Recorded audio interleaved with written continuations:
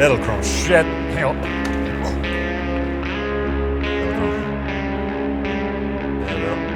Chrome. Hurry up. Oh, search for device. Do I have time? Connect. Come on, baby. You can do it. Yes. Yeah, man. Sunday With Ola.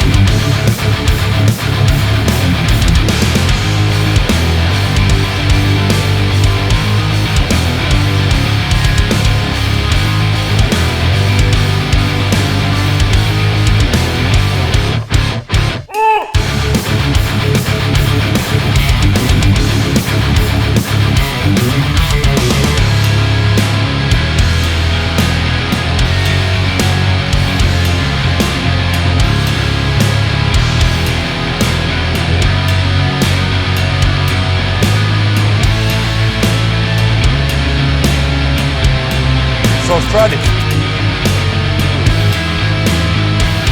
So sad.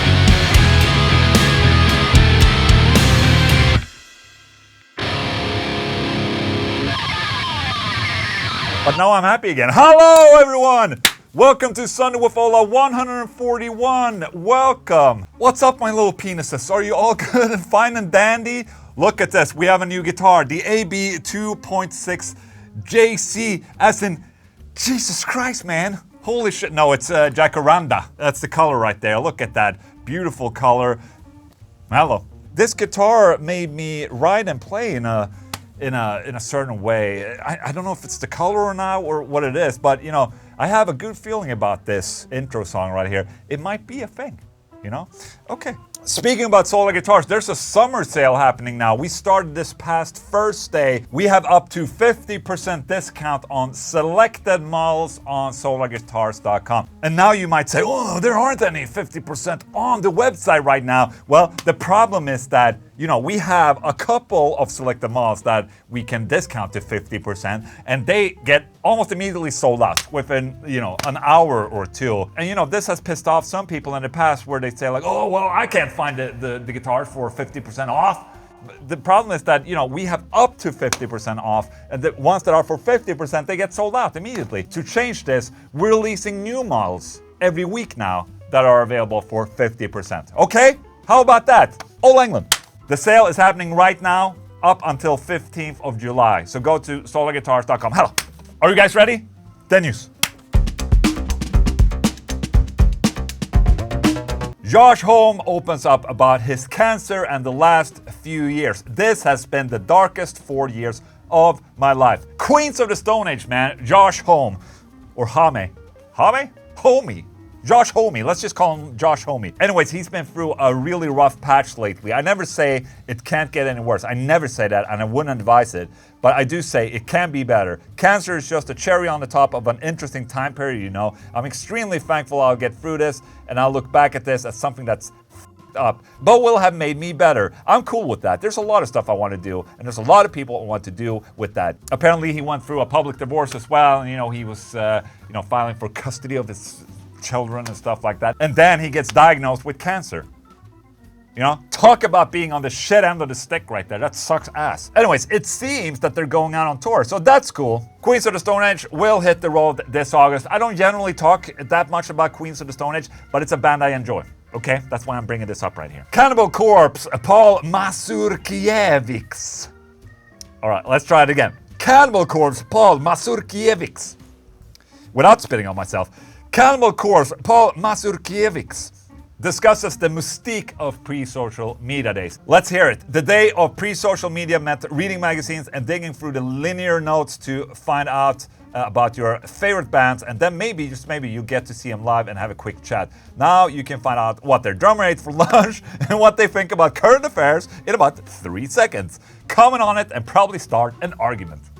Well, it's pretty spot on. I love what the internet and technology has brought us, where you got everything at your fingertips. Bands being able to do so much and know so much. It's cool, but I guess my old school mentality, or being from the generation prior to that, you kind of do miss the mystique of the old days, where you didn't know much about bands, and you had to get your information from going to buy a magazine. So I kind of miss the old mystique of the metal back in the old days like that, because of not knowing and not having everything at your fingertips. And this is something I've been discussing before, where, you know, social media has forced it's not social media, but basically the music industry has kind of forced band to be more available on social media and on social media platforms, and they do shout outs and, you know, quick interviews or whatnot, and everything ends up on YouTube, Instagram, and TikTok, or whatever bullshit, Facebook. When I was a kid and I was listening, you know, to Pantera and Nevermore and all that, you know, the thing that I did was that I romanticized, you know, okay, how did they write this, and like, how did they record this?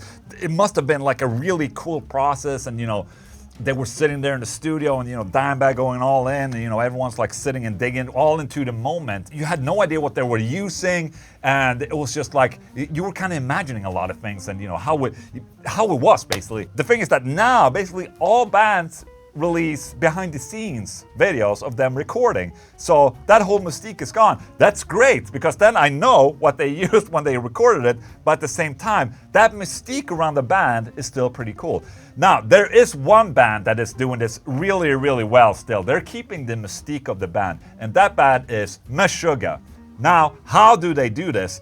Well, by not doing too many interviews, or not even doing social media at all, basically. There's a lot of people requesting Fredrik Tordendahl, for instance, for, you know, doing a Coffee with Ola interview with me, but, you know, they're just not interview people, you know, and that's okay. But people are like, why?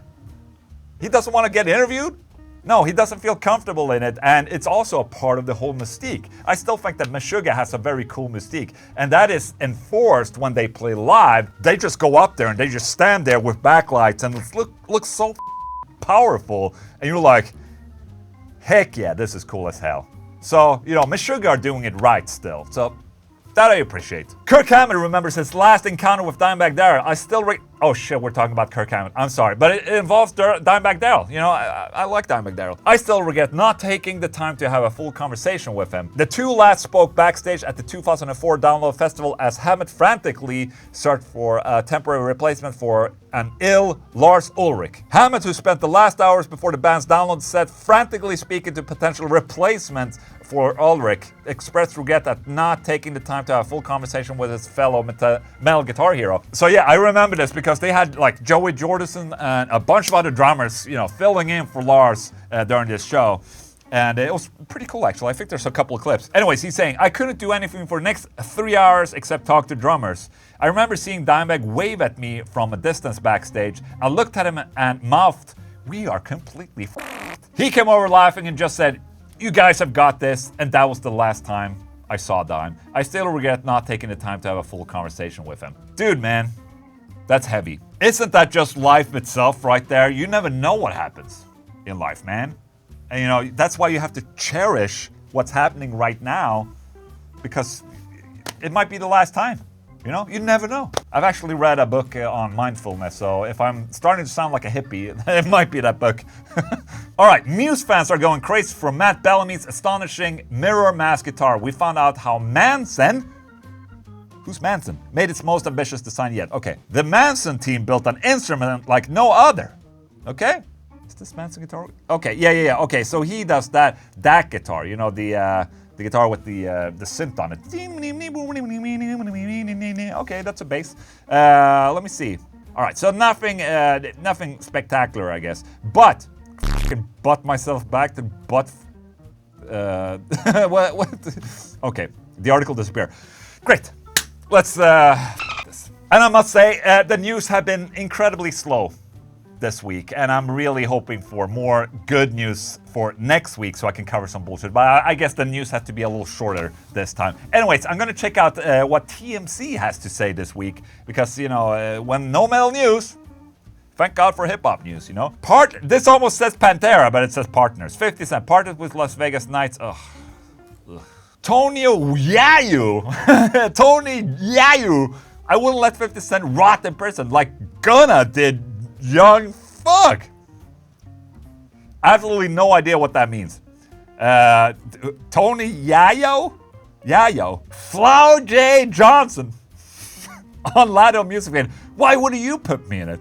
Okay, I guess this is Floggy right there. Floggy Jansen. Boozy Badass. Arrested by federal agents after court appearance. Oh, that's incredibly sad, but it's fucking Boozy. Boozy Badass. CC Peniston. Yes, of course. It's CC Peniston. And Anita Baker and Babyface are music titans. Sometimes they clash. There you go. Okay, I'm sorry. I'm incredibly sorry for that. The news, everyone. Thank you. Holy shit.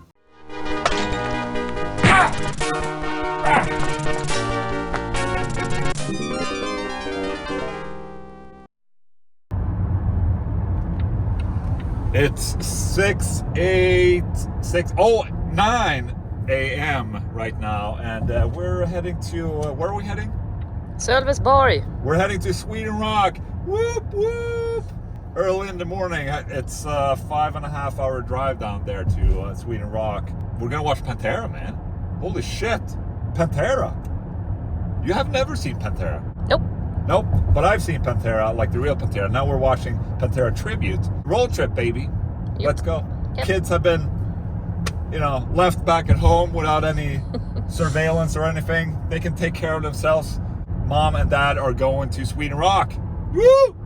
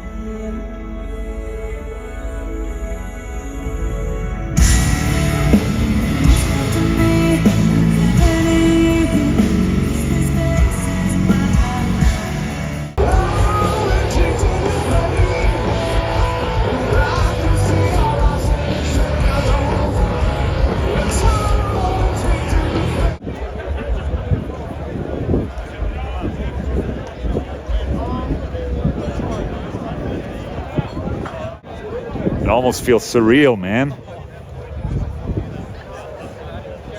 All right, here we are. We're waiting.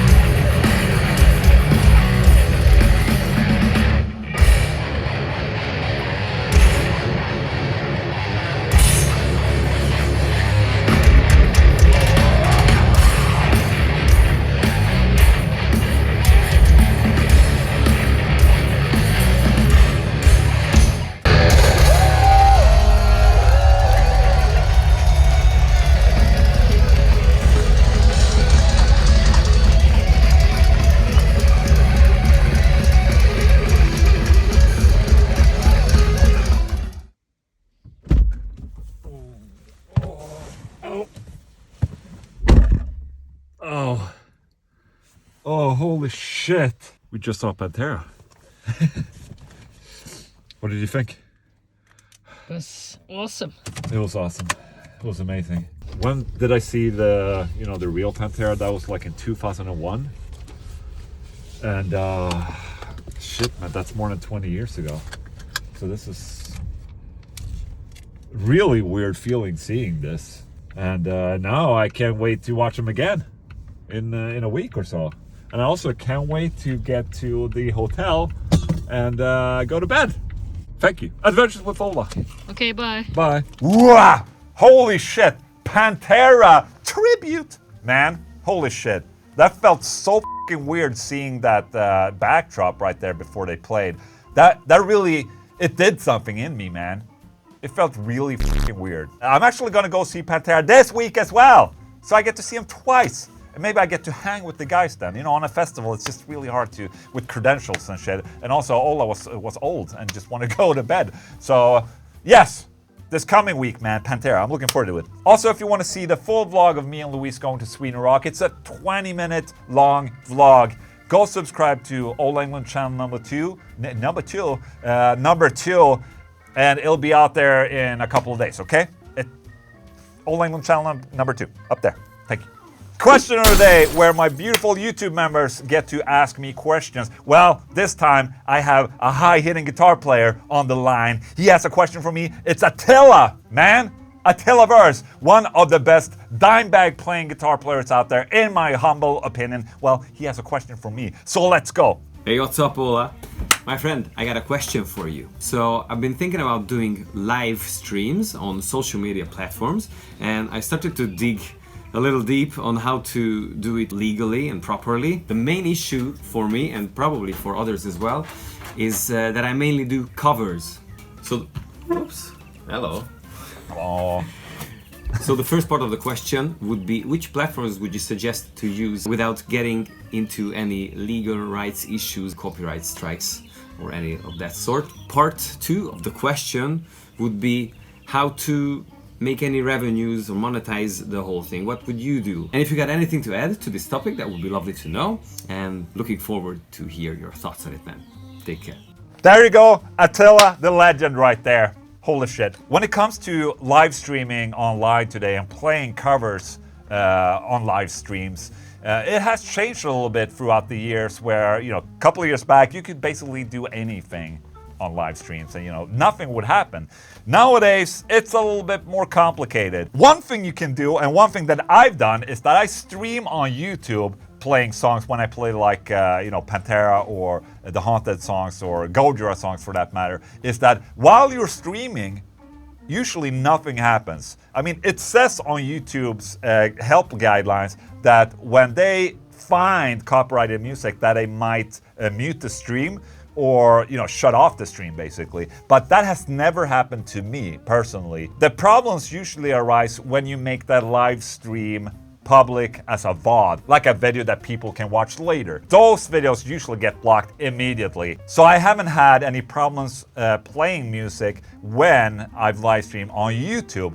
Twitch, I have absolutely no idea. I've heard so many horror stories from, about Matt Heafy. He can't even play his own music sometimes. And Samus, for instance. I know Samus got a copyright strike on his YouTube channel that kept him off YouTube for like a month or so. So, I don't know. It's really a gamble. A little bit. I have personally never got or received a copyright strike. Maybe it's because I'm in Sweden and the rules applies different here.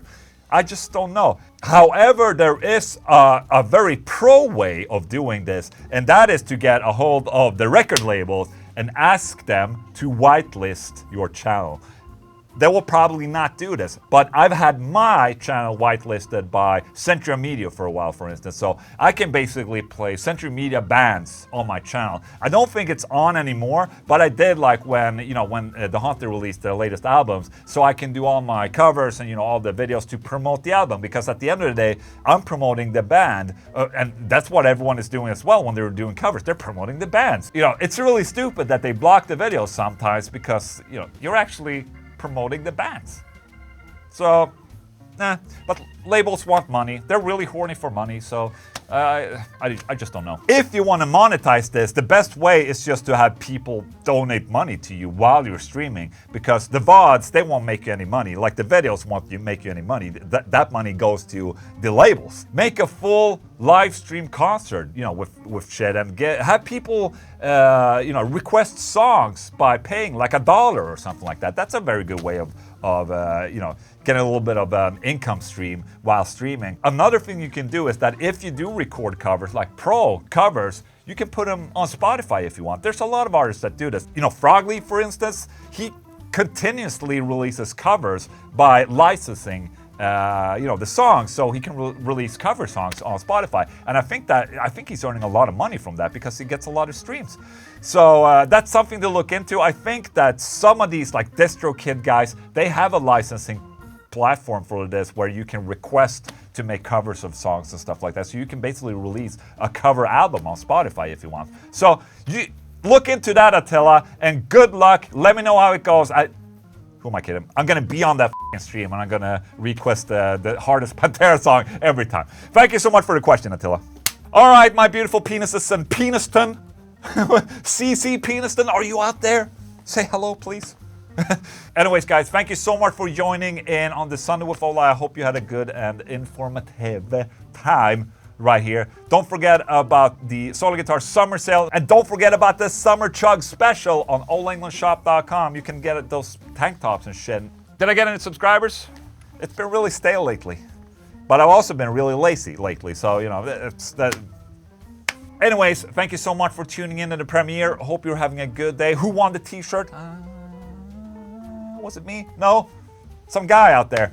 Anyways, thank you so much for joining in and have a great day. Goodbye.